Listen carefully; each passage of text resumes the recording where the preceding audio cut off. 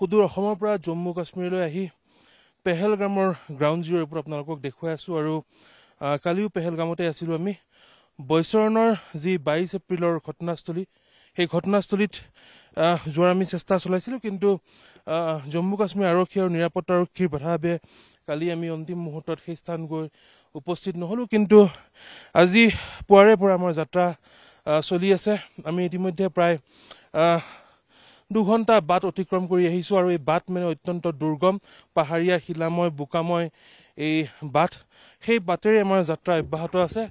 আমাৰ সৈতে একাংশ ৰাষ্ট্ৰীয় সংবাদ মাধ্যমৰ সাংবাদিকো আছে ইয়াত আৰু আমি আটাই সেই বৈচৰণৰ 22 এপ্ৰিলৰ অভিশপ্ত ঘটনাস্থলীত উপস্থিত হোৱাৰ চেষ্টা অব্যাহত ৰাখিছোঁ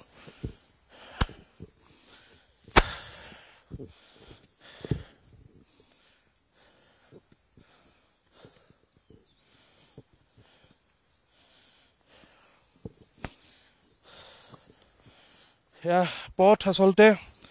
ঘোঁৰা যোৱা পথ ইয়াত মানুহে খোজকাঢ়ি যোৱাটো এক প্ৰকাৰ অসম্ভৱ ঘোঁৰা ইয়াত যায় ঘোঁৰাৰে পৰ্যটকসকল ওপৰলৈ যায় কিন্তু এতিয়া ঘোঁৰাৰ চলাচল ইয়াত বন্ধ কৰি দিয়া হৈছে গতিকে আমি পথৰ পৰ্যায় আহিবলগীয়া হৈছে